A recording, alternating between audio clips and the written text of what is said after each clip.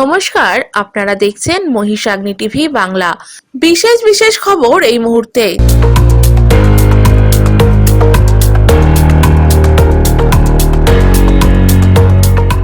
ভূমিকম্পের তীব্র কম্পন, একাধিক বাড়ি ও ভবনে ফাটল, আতঙ্কে রাস্তায় নেমে আসেন বাসিন্দারা। বসিরহাট এসডিও অফিসে আদিবাসী ও তফসিলি জাতির অধিকার আদায়ে গণ ডেপুটেশনের ডাক। হঠাৎ ভূমিকম্পের জেরে আতঙ্কিত স্কুলের ছাত্রছাত্রীরা। ওয়াকফ সম্পত্তি উদ্ধারের দাবিতে বসিরহাটের শহীদ দীনেশ মজুমদার রোড অবরোধ করে বিক্ষোভ। হিঙ্গলগঞ্জের আমবেড়িয়া নাবালিকা ছাত্রীর অস্বাভাবিক মৃত্যু, ঘটনাস্থলে হিঙ্গলগঞ্জ থানার পুলিশ। পানীয় জলের সমস্যার স্থায়ী সমাধানে সংহতি জলাধারের শুভ সূচনা হয়ে গেল বুধবার। সিমেন্টস প্রভিডেন্ট ফান্ড অর্গানাইজেশন হলো ভারতের বন্দর। জনসংযোগে আলিপুরদুয়ার জেলা পরিষদের সহকারী সভাধিপতি মনোরঞ্জন দে। চাচল সুপার স্পেশালিটি হাসপাতালে প্রসূতির মৃত্যু, চিকিৎসায় গাফিলতির অভিযোগে তুমুল উত্তেজনা। ভূমিকম্পের তীব্র কম্পন, একাধিক বাড়ি ও ভবনে ফাটল, আতঙ্কে রাস্তায় নেমে আসেন বাসিন্দারা। হঠাৎ ভূমিকম্পের কম্পনে কেঁপে উঠল বসিরহাট মহকুমার বিভিন্ন এলাকা। মুহূর্তের মধ্যেই আতঙ্ক ছড়িয়ে পড়ে শহর ও গ্রামাঞ্চলে। অনেকেই কিছু বুঝে ওঠার আগেই নিরাপত্তার খাতিরে ঘরবাড়ি ছেড়ে বাইরে বেরিয়ে আসেন। গোটা মহকুমা জুড়ে তৈরি হয় উৎকণ্ঠার পরিবেশ। স্থানীয় সূত্রে জানা যায়, ত্রিমোহিনী পশ্চিমপাড়ায় একটি বাড়ির ভেতরে টাইলস খসে পড়ে। কম্পন অনুভব করেই পরিবারের সদস্যরা দ্রুত ঘর ছেড়ে বাইরে চলে আসেন। যদিও বড় কোনো দুর্ঘটনার খবর মেলেনি, তবুও আতঙ্কে কিছুক্ষণ বাড়ির বাইরে অবস্থান করেন বাসিন্দারা। অন্যদিকে সন্দেশখালীর কালীনগর হাই স্কুলের একটি দেওয়ালে ফাটল দেখা যায় বলে অভিযোগ। বিদ্যালয় কর্তৃপক্ষ বিষয়টি খতিয়ে দেখছেন। বসিরহাট ৭২ নম্বর বাস স্ট্যান্ড এলাকায় একটি দোকানের কাঁচ ভেঙে যাওয়ার ঘটনাও সামনে এসেছে। ব্যবসায়ীরা জানান, আচমকা কম্পনে কাঁচ কেঁপে উঠে ভেঙে পড়ে। বসিরহাট মহকুমার বিস্তীর্ণ এলাকায় ভূমিকম্পের প্রভাব লক্ষ্য করা গেছে। কোথাও বাড়ির দেওয়ালে চির ধরা, কোথাও বা হালকা ক্ষয়ক্ষতির ছবি সামনে এসেছে। প্রশাসনের পক্ষ থেকে পরিস্থিতির উপর নজর রাখা হচ্ছে বলে জানা গিয়েছে। ভূমিকম্পের তীব্রতা ও উৎপত্তি স্থল সম্পর্কে সরকারিভাবে এখনও বিস্তারিত কিছু জানা যায়নি। তবে আপাতত বড় ধরনের প্রাণহানির কোনো খবর নেই। পরিস্থিতি স্বাভাবিক থাকলেও আতঙ্ক কাটেনি বাসিন্দাদের মনে। অরুণ তরফদারের দোকানের উপরে পাশের দোকানের ইট এবং বেশ কিছু ভারী অংশ ভেঙে পড়ে দোকান ক্ষতিগ্রস্ত হয় এবং দোকানের মেশিন সহ আরও কিছু জিনিসপত্র নষ্ট হয়েছে। রাত দুপুরে দোকান বন্ধ ছিল, হঠাৎ দেখি ভূমিকম্প হয়। ভূমিকম্প হয়ে পাশের দোকান থেকে আমাকে ফোন করে পাশের দোকানের 3 তলা থেকে ভেঙে আমার দোকানের উপরে পড়ে মেশিন জিনিসপত্র ছিল, বহু কিছু ক্ষতি, অর্ডারের জিনিসপত্র ছিল, ক্ষতি হয়েছে। মেশিন টেশিনগুলো সব ভেঙে গিয়েছে, দোকানের অ্যালবেস্টারটা সব ভেঙে গিয়েছে।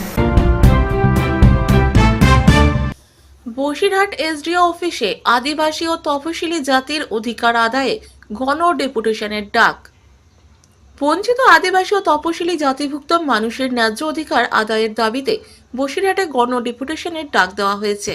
আগামী ২৭শে ফেব্রুয়ারি শুক্রবার দুপুর ১টায় বসিরহাট মহকুমা শাসকের দপ্তরে এই গণ ডেপুটেশন কর্মসূচির আয়োজন করা হয়েছে। এই কর্মসূচির আয়োজক ভারতীয় আদিবাসী ও তপশিলি জাতি উন্নয়ন সংস্থা এনজিও। সংগঠনের পক্ষ থেকে জানানো হয়েছে, দীর্ঘদিন ধরে আদিবাসী ও তপশিলি জাতিভুক্ত মানুষেরা বিভিন্ন সামাজিক ও প্রশাসনিক সুযোগ সুবিধা থেকে বঞ্চিত হচ্ছেন। শিক্ষা, স্বাস্থ্য, কর্মসংস্থান ও সামাজিক নিরাপত্তার মতো মৌলিক ক্ষেত্রগুলিতে তাদের অধিকার নিশ্চিত করতে প্রশাসনের দৃষ্টি আকর্ষণ করাই এই কর্মসূচির মূল উদ্দেশ্য। সংগঠনের ব্যানারে উল্লেখ করা হয়েছে, সংবিধান প্রণেতার এর আদর্শে অনুপ্রাণিত হয়ে এই আন্দোলন গড়ে তোলা হয়েছে। পাশাপাশি আদিবাসী সমাজের সংগ্রামী ইতিহাস ও আত্মত্যাগের কথাও তুলে ধরা হয়েছে ব্যানারের বিভিন্ন প্রতীকী চিত্র ও স্লোগানের মাধ্যমে। আয়োজকদের দাবি প্রশাসনের কাছে স্মারকলিপি জমা দিয়ে আদিবাসী ও তপশিলি জাতিভুক্ত মানুষদের বাস্তব সমস্যাগুলি তুলে ধরতে হবে এবং দ্রুত কার্যকর পদক্ষেপ গ্রহণের আবেদন জানানো হবে। শান্তিপূর্ণ ও গণতান্ত্রিক উপায়ে এই কর্মসূচি পালন করা হবে বলেও সংগঠনের পক্ষ থেকে জানানো হয়েছে। এই গণডেপুটেশনকে কেন্দ্র করে বসিরহাটে রাজনৈতিক ও সামাজিক মহলে যথেষ্ট আলোচনার সৃষ্টি হয়েছে। উনি রিসিভ করে বলেছিলেন, আমার কাছে রিসিভ কপি আছে, আমরা দ্রুতভাবে কার্যকরী করব, বাকিগুলো উদ্যোক্তার নেতৃপক্ষে পাঠিয়ে দেব।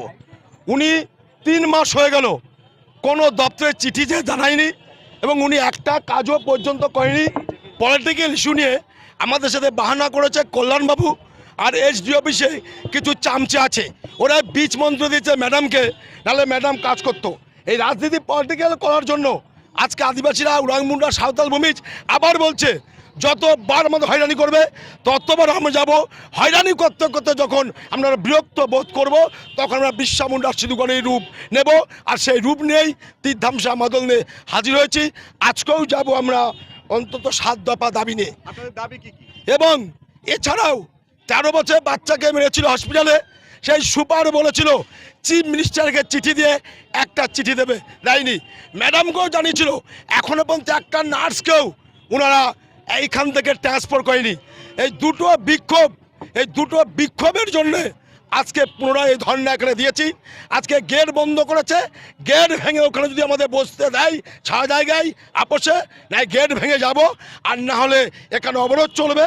আজকের দাবি দাবা কার্যকরী না হলে বিরসা মুন্ডার সিধু কানু যেরকম দেশ স্বাধীনের প্রাক্কালে রক্ত দিয়েছিল, আজ উরাং মুন্ডা, সাঁওতাল ভূমিজ এই তীরধামসা মাদল দিয়ে এখানে রক্তাক্ত করে দেবে বসিরহাট, তবু এরা এক বিন্দু পিছাবে না। চামচাগিরি করবেন যদি বেশি এসডিওকে, আমরা কিন্তু ধনুকা তীর আজকে কথা ছেড়ে দেবে। আপনার বন্ধুর মতো থাকবেন, ভেতরে গেট খুলে দেন, না হলে আমি যদি জেলে যাই, আপনার সবাই জেলে যাবেন তো? জেলে যাবেন তো? যদি দাবি আজকে না মানে 7 দফা মরবেন তো? ধর্ণা চলবেন তো? পুলিশকে ভয় পাবেন না তো? মোস্তানকে ভয় পাবেন না? শাসক দলের চামচাদের ভয়? বিরসা মুন্ডা কি, সিধু কানু কি? হঠাৎ ভূমিকম্পের জেরে আতঙ্কিত স্কুলের ছাত্রছাত্রীরা বসিরহাট, উত্তর 24 পরগনা, কলকাতা সহ রাজ্যে বিভিন্ন জায়গায় যে ভূমিকম্প হয় তার জেরে আতঙ্কিত হয়ে রাস্তায় বেরিয়ে পড়ে বাঁকড়া ডোবর এফপি স্কুলের ছাত্রছাত্রীরা। এছাড়াও বসিরহাটে বিভিন্ন স্কুল ও অফিসের মানুষ ভূমিকম্প অনুভূত হওয়ার সাথে সাথেই রাস্তায় বেরিয়ে পড়ে। ভূমিকম্পে স্কুল কেঁপে উঠেছে, তাই আমরা বাইরে এসেছি। ভয় যাচ্ছে নাকি? হ্যাঁ, স্কুলে ভূমিকম্প হয়েছে, স্কুল কেঁপে উঠেছে, এই জন্য। কি হয়েছে? ভূমিকম্পতে স্কুল কেঁপে উঠেছে। তার জন্য কি তোমরা বাইরে? হ্যাঁ। ভয় যাচ্ছে নাকি? হ্যাঁ, ভূমিকম্প হয়েছে। তার জন্য কি তোমরা বাইরে? হ্যাঁ। কোথায়? বাংলাডোবর এফপি স্কুল। স্কুলে ভূমিকম্প হয়েছে, তাই আমরা বাইরে। ভয় পাচ্ছে নাকি? হ্যাঁ। কেন?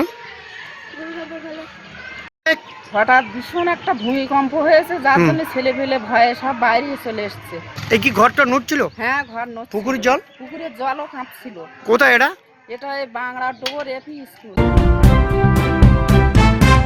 ওয়াকফ সম্পত্তি উদ্ধারের দাবিতে বসিরহাটের শহীদ দীনেশ মজুমদার রোড অবরোধ করে বিক্ষোভ। বসিরহাটের ত্রিমোহিনী সংলগ্ন পশ্চিমপাড়া এলাকায় গোপালখা ওয়াকফ জামি মসজিদের বেশ কিছু সম্পত্তি দখল করে নেওয়া হচ্ছে। এই মসজিদের সম্পত্তি রয়েছে কলকাতার বেলেঘাটা, বসিরহাটের রাজেন্দ্রপুর সহ একাধিক জায়গায়। সেই সমস্ত সম্পত্তি অবৈধভাবে দখল করে নেওয়া হচ্ছে। এই ঘটনার বিবরণ জানিয়ে বিভিন্ন প্রশাসনিক দপ্তরে মসজিদ কমিটির পক্ষ থেকে লিখিত অভিযোগ জানানো হয়েছে। লিখিত অভিযোগ জানানোর পরেও কোনো সুরাহা না হওয়ায় এই মসজিদের বেশ কিছু ইমাম মুয়াজ্জনেরা বসিরহাটের গুরুত্বপূর্ণ শহীদ দীনেশ মজুমদার রোড অবরোধ করে বিক্ষোভ দেখায়। বেশ কিছুক্ষণ ধরে তারা বিক্ষোভ দেখানোর পর বসিরহাট থানার পুলিশ এসে বিক্ষোভ তুলে দেয়। বিক্ষোভকারীদের দাবি অবিলম্বে এই সমস্ত সম্পত্তি পুনরুদ্ধার করে মসজিদ কমিটির হাতে তুলে দিতে হবে। এই দাবি যদি না মানা হয় তাহলে আগামী দিনে আরো বৃহত্তর আন্দোলনে নামার হুমকি দিয়েছেন বাবু গাজী মসজিদ কমিটির সদস্য ও বিক্ষোভকারী। হচ্ছে গোপাল খান ওয়াকফ জামে মসজিদ, যেটা ওয়াকফভুক্ত, যার ইসি নাম্বার 1266। এই মসজিদের প্রচুর সম্পত্তি আছে, কলকাতা শহরে কলকাতা কর্পোরেশনের মধ্যে বেলেঘাটার মতো জায়গায়, একদম বেলেঘাটা সরকার মাঠের পাশে 12 নম্বর খোদাগঞ্জ লেনে আর কি, একদম মেন রাস্তার ধারে সরকার মাঠের পাশে, সেখানে 21 কাঠা মানে 1 বিঘে 1 কাঠা সম্পত্তি যেটা আছে, দীর্ঘদিন ধরে ছিল সেই সম্পত্তি। তার দলিলে গোপালকার যে অকাপ্য যে দলিল দেওয়া আছে সেই দলিলে পরিষ্কার লেখা আছে। এখান থেকে আগে আমরা ওখান থেকে ভাড়াও তুলতে এখানকার আমাদের যারা সেই সময় মোতাল্লি ছিল, তো সেই সম্পত্তি ইদানিং আমরা দেখছি কয়েক মাস আগে সেখানে কোনো প্রমোটাররা ঘিরে দিয়েছে। সেখানে একটা পুকুরও ছিল সের ভিতরে। সেই পুকুরটা এর আগে ওখানকার কলকাতার মানে রাজ্যসভার প্রাক্তন এমপি মাননীয় প্রশান্ত সুরের এমপি লজের টাকা দিয়ে সে পুকুরের ঘাটও বাঁধানো হয়েছে। তো সেই সম্পত্তি ঘিরে নিয়ে টিন দিয়ে ঘিরে নিয়েছে, ঘিরে নিয়ে সেখানে সেই পুকুর বুঝানোর কাজ চলছে। আমরা এই খবর জানার পরে আমরা ওয়াকফ বোর্ড, আমরা মাননীয় মুখ্যমন্ত্রী, আমরা কেন্দ্রীয় ওয়াকফ দপ্তরে, আমরা ডিএম, এসডিও, রাজ্যপাল, আমরা সকলের কাছে মেল আকারে আমরা গণদরখাস্ত জমা দিয়েছি। প্রায় গণদরখাস্ত জমা দেওয়া হয়ে গেছে, প্রায় 12/1/2026 সালে আমরা গণদরখাস্ত জমা দিয়েছি। কিন্তু এখনো পর্যন্ত সে কাজ বন্ধ হলো না, এখনো পর্যন্ত সেই কাজ চলছে। তো আমরা সেই জন্যে, আপনারা সংবাদ মাধ্যম আমাদের কাছে এসেছেন, আপনাদের কাছে খবর আছে, জানতে এসেছেন, ওই জন্যে আজকে আমরা জনগণের অসুবিধা হয়েছে তবু আমরা পথ অবরোধ করতে বাধ্য হয়েছি। মসজিদে শুক্রবার রোজা চলছে, আমরা সকলে রোজা আছি। এই রোজার মধ্যে আমাদের আল্লাহর সম্পত্তি, এই মসজিদের সম্পত্তি বাঁচানোর উদ্দেশ্যে মুসল্লিরা আজকে পথে নেমেছে।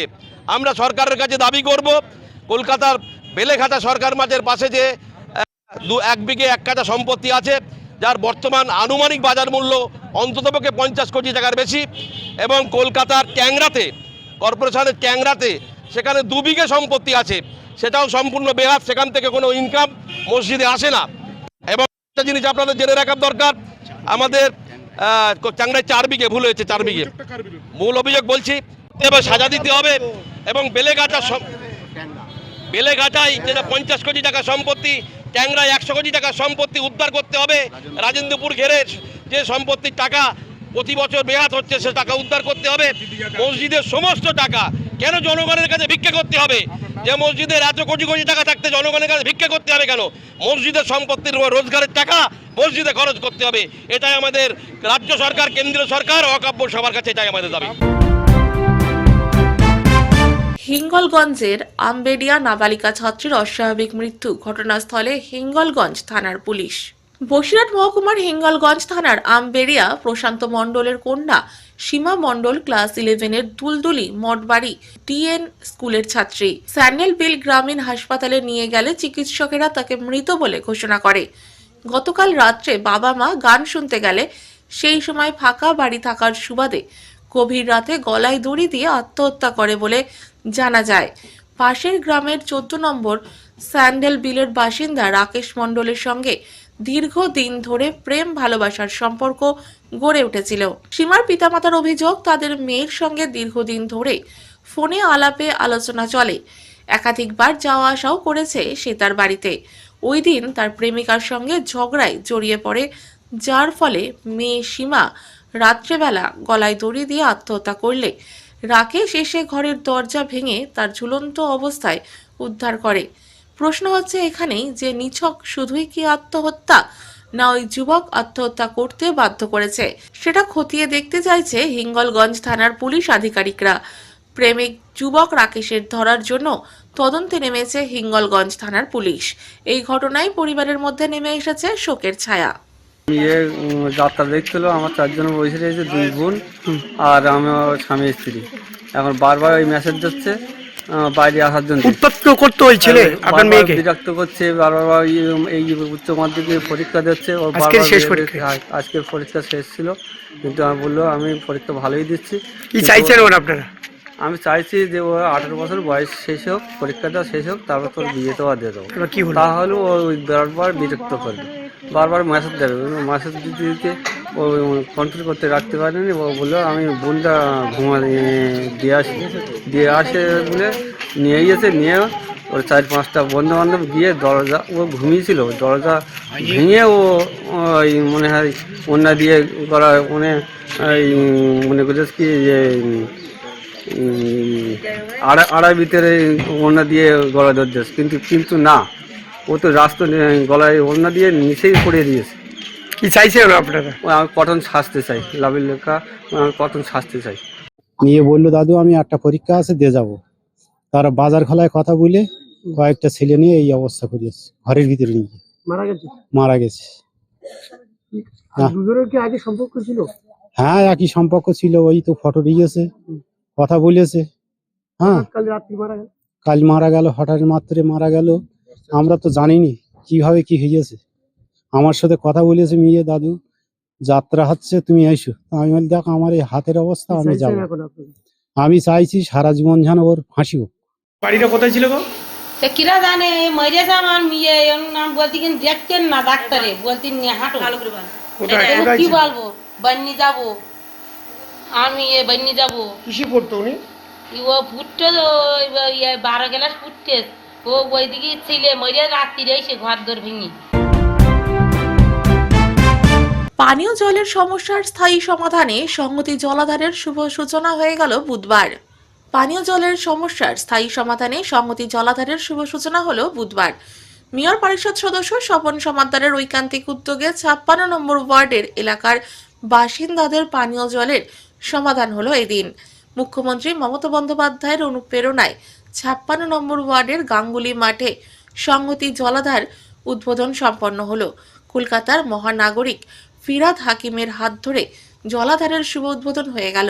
সেমি আন্ডারগ্রাউন্ডের জল ধারণের ক্ষমতা রয়েছে। এই নতুন ওয়াটার রিজার্ভার চালু হওয়ায় 56 নম্বর ওয়ার্ডের বাসিন্দারা নিয়মিত ও পর্যাপ্ত পানীয় জল পরিষেবা পাবেন। এলাকার মানুষের দাবি, এই প্রকল্প বাস্তবায়নের ফলে দৈনন্দিন জীবনে বড় স্বস্তি মিলবে এবং ভবিষ্যতেও এই ধরনের উন্নয়নমূলক কাজ অব্যাহত থাকবে বলে তারা আশা প্রকাশ করেন। এটা নিয়ে 83টা হলো বুস্টিং পাম্পিং স্টেশন, আরও 43টা অন প্রসেস আছে। এগুলো আমরা এই কয়েকদিনের মানে ধরুন আর মাস 3-4 মধ্যে এগুলো আমরা কমপ্লিট করবো, যাতে গরমের আগে মানুষের কাছে আমরা এই পরিশোধিত পানীয় জল পৌঁছে দিতে পারি। এছাড়াও আমাদের গড়িয়াতে আরও 10 মিলিয়ন গ্যালনের নতুন ওয়াটার ট্রিটমেন্ট প্লান্ট, যেটা ভূতঘাট থেকে জল আসছে। আর ধাপাতে আমাদের 30 মিলিয়নে আছে, আরও 20 মিলিয়ন মানে 50 মিলিয়ন গ্যালন জল ওখানে উৎপাদন এই গ্রীষ্মের আগে আমরা শুরু করে দেবো, যাতে পরিশোধিত পানীয় জল ওই বাইপাস, টালিগঞ্জ, যাদবপুরের মানুষ যাতে পায়। এছাড়াও আমাদের আরেকটা আছে, সেটা 2 বছর লাগবে। সেটা হচ্ছে আমাদের গার্ডেন রিচে আরও 40 মিলিয়ন গ্যালন জলের নতুন জলাধার। আমরা জল তো অনেক আছে, জল তো আমাদের প্রায় 512 মিলিয়ন গ্যালন জল আছে, প্লাস আমাদের এই 10 আর 20 30 প্রায় 500 প্রায় 550 মিলিয়ন গ্যালন জল আমরা দিচ্ছি। জল অপচয় যদি আমাদের বন্ধ করা যেতে পারে, তাহলে আজকে যা জল আছে তাই কোনো জায়গায় কোনো কলকাতার কোনো প্রান্তে জল অভাব থাকার কথা না, মানে প্রিয় জল। একটু জলের কিছু জায়গায় অপচয় হচ্ছে, এইটা আমাদের ইঞ্জিনিয়াররা যাচ্ছে দেখছে, এবং এটা যদি আমরা বন্ধ করতে পারি, এনাফ ওয়াটার ফর ক্যালকাটা। देखिए, जो यहाँ पे आज का जो आयोजन किया गया डिक्लेरेशन और नॉमिनेशंस का जो मेला है, ये सीफेरर्स के खुद के लिए एवं सीफेरर्स की जो परिवार है उनके सुविधा के लिए है, क्योंकि नॉमिनेशन और डिक्लेरेशन जो इंटरनेशनल नॉर्म्स है उसके हिसाब से, और जो सी पे जो हम लोग जाते हैं वो हर सुविधा उनको प्राप्त होनी चाहिए। जो फंड उनका यहाँ जमा होता है एसपीएफओ में, वो किस तरह से प्रॉपरली मैनेज किया जाए, वो उसका जो नॉमिनेशन है वो किस तरह से प्रॉपरली रखा जाए, ताकि आगे अपने परिवार को और आपको जो रिटायरमेंट के लिए सीफेरर्स के रिटायरमेंट के बाद में उसका जो बेनिफिट है वो प्रॉपरली मिले। यही उद्देश्य है कि उसी के लिए यहाँ पे जो फॉर्म भरेंगे और किस तरह से भरना है और उसका क्या उद्देश्य है, उसका ट्रेनिंग यहाँ पे आयोजित किया गया है। और इसी के लिए ये आज का कार्यक्रम हमारे तरफ से रखा गया है, डीजी शिपिंग की तरफ से और एसपीएफओ की तरफ से। कितना पार्टिसिपेट है यहाँ? करीबन 150 से 200 के बीच में हम लोग अपेक्षा कर रहे हैं कि यहाँ सीफेरर्स जो है पार्टिसिपेट करेंगे और नॉमिनेशन और इसके लिए। मैं राजेश मेंढे, शिपिंग मास्टर एवं डायरेक्टर सीमेंस एम्प्लॉयमेंट ऑफिस यहाँ पे हूँ। और हम लोगों ने सीफेरर्स की सुविधाओं के लिए ऊपर में शिपिंग ऑफिस में एक हेल्प डेस्क और फैसिलिटेशन सेंटर का भी निर्माण किया है। जो जानकारी यहाँ पे दी जाएगी और उससे भी विस्तृत जानकारी अगर किसी को चाहिए तो हमारे हेल्प डेस्क में आके वो ले सकते हैं। और उसके लिए अगर जो किसी को जो सीफेरर्स यहाँ आ नहीं सकते या जो फैमिली मेंबर्स किसी कारण से नहीं आ सकते, तो हम लोगों ने एक डेडिकेटेड फोन नंबर भी वहाँ रखा हुआ है, तो उससे भी वो जानकारी प्राप्त कर सकते हैं। और अभी तक जब से सीफेरर्स का हेल्प डेस्क हम लोगों ने पिछले 5 महीनों में स्थापित किया हुआ है, करीबन 150 इस तरह के मामलों में हम लोगों ने सभी सीफेरर्स और उनके परिवार को हेल्प पहुंचाई है और सुविधा पहुंचाई है। हाँ, नमस्कार। मेरा नाम विक्रांत राय है। मैं principal officer mercantile marine department हूँ। हमारे ऑफिस का काम है डीजी शिपिंग की पॉलिसीज को इम्प्लीमेंट करना। तो इस बार सीफेरर की पॉलिसीज के लिए, सीफेरर की वेलफेयर के लिए डीजी शिपिंग बहुत काम कर रहे हैं। बहुत पॉलिसी आई है डीजी शिपिंग की। उन्हीं पॉलिसीज में एक ये भी ख्याल आया कि सीफेरर को हम अपना जो उनका बेनिफिट जो गवर्नमेंट देती है उनको मालूम ना है, ये नहीं है। इसलिए जगह जगह ऑल ओवर इंडिया मेले लगाए गए हैं जिससे वेरियस बेनिफिट जो सीफेरर के मिलते हैं उनको मालूम पड़े। मैं खुद एक सीफेरर रह चुका हूँ। मेरे को मालूम है कि हम लोग रोज की आपादापी में अपने घर से जहाज पे जाते हैं, जहाज से वापस घर पे आते हैं, तो हमें मालूम नहीं रहता क्या क्या हमें बेनिफिट गवर्नमेंट की तरफ से है, क्या फैसिलिटीज है। तो इस तरह के मेले जो हम लगा रहे हैं आज, इस तरह के मेले अवेयरनेस लाएगा सीफेरर्स में। वो अपने साथियों को भी कहेंगे कि गवर्नमेंट की क्या क्या पॉलिसीज हैं, क्या क्या बेनिफिट है नॉमिनेशन का। और सीफेरर भी एक उसको भी मालूम है नॉमिनेशन बड़ा इंपॉर्टेंट चीज है। उसको ये नहीं मालूम होता नॉमिनेशन करें कैसे। अभी आप लाइफ इंश्योरेंस करते हो उसमें भी नॉमिनेशन अपना करते हैं, मेडिकल इंश्योरेंस करते हो उसमें भी नॉमिनेशन करते हैं। तो उसी तरह आपका प्रोविडेंट फंड जो आपका बहुत आपके ओल्ड एज में आपको बहुत बेनिफिट देने वाला है, उसके लिए नॉमिनेशन होना चाहिए कि भगवान ना करे कल को कुछ हो जाए आपको तो वो पैसा आपका किसको मिले। कहीं ना लीगल एसेस में आपकी फैमिली पढ़कर उस पैसे को जब आपको जरूरत है नहीं मिल पाएगा। तो इसलिए आज हमारी ये बहुत अच्छी पहल है हमारी डीजी शिपिंग की तरफ से कि ईस्टर्न जोन में भी जहाँ से बहुत सारे सीफेरर आते हैं ये मेला रखा जाए और यहाँ पे व्यापक रूप से इसको प्रचार करा जाए सीफेरर बेनिफिट्स के लिए। সিমেন্স প্রভিডেন্ট ফান্ড অর্গানাইজেশন হলো ভারতের বন্দর, নৌ পরিবহন এবং জলপথ মন্ত্রকের অধীনে একটি সংবিধিবদ্ধ সংস্থা, যা 1966 সালের সিমেন্স প্রভিডেন্ট ফান্ড আইনের অধীনে প্রতিষ্ঠিত। এটি মূলত মার্চেন্ট নেভিতে কর্মরত ভারতীয় নাবিকদের সামাজিক নিরাপত্তা, প্রভিডেন্ট ফান্ড, পেনশন এবং অবসরকালীন সুবিধা নিশ্চিত করে। বৃহস্পতিবার কলকাতার মেরিন হাউসে একদিনের ডিক্লিয়ারেশন এবং মনোনয়ন মেলা অনুষ্ঠিত হলো। প্রদীপ প্রজ্বলন করে অনুষ্ঠানের শুভ সূচনা করেন প্রিন্সিপাল অফিসার বিক্রান্ত রায়। এদিনের আয়োজিত মেলায় এনইউএসআই, এফএসইউআই, এসইউআই সহ সকল শাখা সংগঠন উপস্থিত ছিল। এই দিনের অনুষ্ঠানে উপস্থিত ছিলেন assistant administrative cum account officer Bharat Pranab, captain Nitin Mukesh, commissioner SPFO Mumbai Sajendra Oraon, Bijendra Choubey, deputy SM GSO Kolkata সহ অন্যান্যরা। This is the 5th DN Mela organized by the SPFO, Siemens Provident Fund Organization. This is for the seafarers of the India. जो लोग है ना जो declaration nomination form भरने के लिए ना बहुत सारे सीफेयर लोगों को अवेयर नहीं है, इसके लिए हम लोग ऑल ओवर इंडिया इस तरह का प्रोग्राम अरेंज करते। इस तरह का हम लोग अभी आज तक हम लोग साल में 2 बार करते थे। Now we have decided to organise इस क्वार्टरली बेसिस। तो इस तरह से क्या होता है कि सीफेयर का जो भी नॉमिनेशन फाइल करने के बाद उनके जो केसेस जो है सेटल इमीडिएटली हो जाते हैं। और जैसे कि उन्होंने समझो अगर नॉमिनेशन नहीं भरा है तो उनका जो केस सेटल होने में जो लीगल प्रोसीजर फॉलो करना पड़ता है वो अवॉइड कर सकते हैं। इसके लिए सब जो सीफेयर लोग हैं उनसे हमारा निवेदन है कि आप है ना अपना नॉमिनेशन फाइल कर दीजिए और अपने जो फैमिली मेंबर्स को इंश्योर कर दीजिए कि आपका जो है आपके बाद आपको पीएफ सही आदमी को, आपने जिस बंदे को नॉमिनेट कर दिया है इस फैमिली मेंबर्स को, उसको सही सलामत मिल जाएगा और इससे उनका जो फैमिली का जो है वो ठीक ठाक हो जाएगा। डिसबर्समेंट रेस्पॉन्स बहुत अच्छा रिस्पांस मिला है। इससे पहले भी हमने कर दिया था, उसमें भी बहुत अच्छा रिस्पांस था। अभी भी है ना, अभी भी सीफेयर्स आ रहे हैं तो बहुत बढ़िया रिस्पांस है। और सब लोगों ने इसमें सारे सीफेरस के जो एसोसिएशन है, यूनियन है, वो लोग रिप्रेजेंट कर रहे हैं, जैसे कि दूसरी हुआ है, FSUI हुआ है और SUI हुआ है। तो ये सब लोग इसमें उनके जो रिप्रेजेंटेटिव्स है वो भी आ रहे हैं और उनके मेंबर्स लोग हैं वो आ रहे हैं। जो अभी तक फॉर्म नहीं भरा उन लोगों को क्या मैसेज देना चाहिए? फॉर्म अगर आपने डिक्लेरेशन नॉमिनेशन फॉर्म अगर आपने नहीं भरा है तो आप जल्दी से जल्दी भर दीजिए, क्योंकि अगर देखिए अगर in the event of your death your family will have to struggle for claiming your PF। Actually हम जो है सीफेरर लोग जो है ना इतना जोखिम भरा काम करते हैं वो अपने फैमिली को सेफ और सिक्योर रखने के लिए।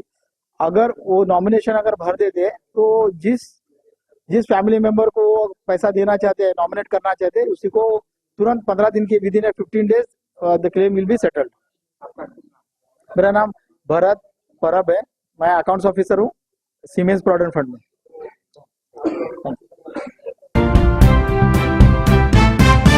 জনসংযোগে আলিপুরদুয়ার জেলা পরিষদের সহকারী সভাধিপতি মনোরঞ্জন দে। আলিপুরদুয়ার 1 নম্বর ব্লকের শালকুমার 2 নম্বর গ্রাম পঞ্চায়েত এলাকার 12/29 বুথের উত্তরাংশ ও দক্ষিণাংশের কয়েকটি বাঁশের সাঁকোর অবস্থা দীর্ঘদিন থেকেই খুবই খারাপ ছিল। সেই খবর পৌঁছে যায় আলিপুরদুয়ার জেলা পরিষদের সহকারী সভাধিপতি মনোরঞ্জন দের কাছে। খবর পাওয়া মাত্রই বৃহস্পতিবার সেই সমস্ত বাঁশের সাঁকো দেখতে যান আলিপুরদুয়ার জেলা পরিষদের সহকারী সভাধিপতি মনোরঞ্জন দে। মনোরঞ্জন দে যখন 12/29 নম্বর বুথে পৌঁছান, এলাকার স্থানীয় মানুষজন অনেকটাই উৎসাহিত হন এবং এলাকার স্থানীয় মানুষজন মনোরঞ্জন দেকে পেয়ে এলাকার সমস্যার কথা তুলে ধরেন। মনোরঞ্জন দে এলাকার স্থানীয় মানুষজনকে বলেন খুব শীঘ্রই ঊর্ধ্বতন কর্তৃপক্ষের সঙ্গে কথা বলে বাঁশের সাঁকোর পরিবর্তে কালভার্টের ব্যবস্থা করা হবে। তিনি আরও বলেন রাজ্য সরকারের প্রকল্প থেকে যদি কেউ বঞ্চিত হয়ে থাকে অবশ্যই আমার সঙ্গে যোগাযোগ করবেন। মনোরঞ্জন দে 12/29 নম্বর বুথ থেকে বেরিয়ে সোজা চলে যান শালকুমার 1 নম্বর গ্রাম পঞ্চায়েত এলাকায়। শালকুমার 1 নম্বর গ্রাম পঞ্চায়েত এলাকায় ছিল মহিলা তৃণমূল কংগ্রেসের পক্ষ থেকে রাজ্যের মুখ্যমন্ত্রী মমতা বন্দ্যোপাধ্যায়কে ধন্যবাদ জ্ঞাপন ও শোভাযাত্রা। সেই শোভাযাত্রা ও ধন্যবাদ জ্ঞাপন অনুষ্ঠানে পৌঁছান মনোরঞ্জন দে। মনোরঞ্জন দের কাছে শোভাযাত্রা ও রাজ্যের মুখ্যমন্ত্রী মমতা বন্দ্যোপাধ্যায়কে ধন্যবাদ জ্ঞাপন সম্পর্কে জানতে চাইলে তিনি কি বলেন। প্রথমে মাননীয় মুখ্যমন্ত্রীকে শতকোটি প্রণাম জানাই। আপনারা দেখছেন যে সেন্ট্রাল গভর্নমেন্টের যে বাজেট, মানুষ মারা বাজেট, আর আমাদের দিদি যে বাজেট ঘোষণা করেছেন মানবিক বাজেট, আমাদের মা বোন দিদিদের জন্য লক্ষ্মীর ভাণ্ডার 500 টাকা করে বাড়িয়ে দিয়েছে, যুবসাথী ব্যবস্থা করেছে আমাদের ছাত্রছাত্রীদের জন্য। তাছাড়াও বিভিন্ন প্রকল্পের মাধ্যম দিয়ে আমাদের মাননীয় মুখ্যমন্ত্রী বাংলার মানুষের পাশে সহযোগিতা করে যাচ্ছে, পাশে আছেন। তাই আজকে খুব আনন্দিত। আজকে এই শালকুমার 1 যে জিপির পক্ষ থেকে যে সবাই মিলে আমাদের মাদার, মহিলা, যুব সবাই মিলে আজকে খুব সুন্দর একটা মহিলা সভানেত্রী সবাইকে নিয়ে একটা সুন্দর একটা শোভাযাত্রা বাইর করেছে। লক্ষ্মীর ভাণ্ডারের যে মানুষের মনের মধ্যে জায়গা করেছে, যে লক্ষ্মীর ভাণ্ডার যে প্রকল্পটা মানুষের হৃদয়ে জায়গা করেছে এই মাননীয় মুখ্যমন্ত্রীর এই প্রকল্প। তাই আজকে খুব আনন্দিত, খুব সুন্দর। দেখলেন হোলির আগ মুহূর্তে একটা রঙে আমরা হোলি করে নিলাম। চাচল সুপার স্পেশালিটি হাসপাতালে প্রসূতির মৃত্যু, চিকিৎসায় গাফিলতির অভিযোগে তুমুল উত্তেজনা, ক্ষুব্ধ পরিবার ও এলাকাবাসীর বিক্ষোভ। পরিস্থিতি সামাল দিতে নামানো হলো র্যাফ। মালদা জেলার চাচল সুপার স্পেশালিটি হসপিটালে এক প্রসূতির মৃত্যুকে ঘিরে ব্যাপক উত্তেজনা ছড়ালো। প্রসব যন্ত্রণা নিয়ে গত রবিবার হাসপাতালে ভর্তি হয়েছিলেন সালমা সুলতানা, বয়স 26। তার বাড়ি শামসি মালোপাড়ায়। বুধবার চিকিৎসাধীন অবস্থায় তার মৃত্যু হয়। মৃত্যুর খবর ছড়িয়ে পড়তেই পরিবারের সদস্য ও স্থানীয় বাসিন্দারা চিকিৎসায় গাফিলতির অভিযোগ তুলে হাসপাতাল চত্বরে প্রসূতি বিভাগে বিক্ষোভে ফেটে পড়েন। মুহূর্তের মধ্যেই পরিস্থিতি উত্তপ্ত হয়ে ওঠে। ক্ষুব্ধ জনতা হাসপাতালের সামনে জড়ো হয়ে বিক্ষোভ দেখাতে থাকেন। পরিস্থিতি নিয়ন্ত্রণে আনতে ঘটনাস্থলে পৌঁছায় চাঁচল থানার বিশাল পুলিশ বাহিনী। উত্তেজনা আরও বাড়ায় নিরাপত্তার স্বার্থে নামানো হলো র্যাফ। হাসপাতাল চত্বর ঘিরে ফেলে পুলিশ, যাতে কোনো অপ্রীতিকর ঘটনা না ঘটে। এদিকে মৃতার পরিবার অভিযোগ করেছে, যথাসময়ে সঠিক চিকিৎসা ও নজরদারি পেলে এই মৃত্যু এড়ানো সম্ভব ছিল। তাদের দাবি, চিকিৎসকদের গাফিলতির কারণেই প্রসূতির প্রাণ গেল। অন্যদিকে হাসপাতাল কর্তৃপক্ষের পক্ষ থেকে এখনো পর্যন্ত কোনো স্পষ্ট প্রতিক্রিয়া মেলেনি। ঘটনাকে কেন্দ্র করে গোটা হাসপাতাল চত্বরে চরম উত্তেজনা ছড়িয়ে পড়ে। পরিস্থিতি স্বাভাবিক রাখতেই পুলিশ প্রশাসন সতর্ক ছিল।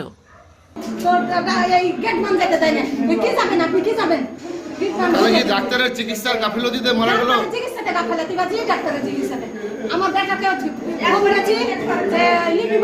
আপনার বৌমা, আপনারা থানায় অভিযোগ করবেন?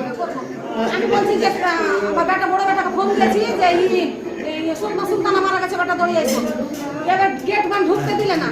এবার একটা পুলিশে আমার বেটাকে ঢুকতে দিল, জোর মুস্তি জ্যাকেটটাকে কাঢ়ে নিল। এলে কেমন ধারণা বুঝনাতে আমার বেটাকে এইভাবে চট তুলে দিয়েছে, আমার বড় বেটাকে এইভাবে চট তুলে দিয়েছে। আমার বউ বলে গেছে, আমি বেটা ডাকবো না, ঢুকতে দেয়। কিন্তু সরকার তো মানুষের সুবিধার জন্যই হাসপাতাল বানাইছে। সরকার সুবিধার জন্যই হাসপাতাল বানাইছে। মারা গেছে তবু আমার বেটার কাছ থেকে পুলিশের জ্যাকেটকে ঢেলে দিলে এইভাবে চট তুলে দিয়েছে। কেন এগুলো হবে? বাচ্চা হয়েছিল? বাচ্চা হয়েছে, বললো যে নর্মাল হয়ে যাবে। আমি বললাম সিজার করে নিব, বলছে নর্মাল হয়ে যাবে। কোন ডাক্তার? ডাক্তার চলে গেছে।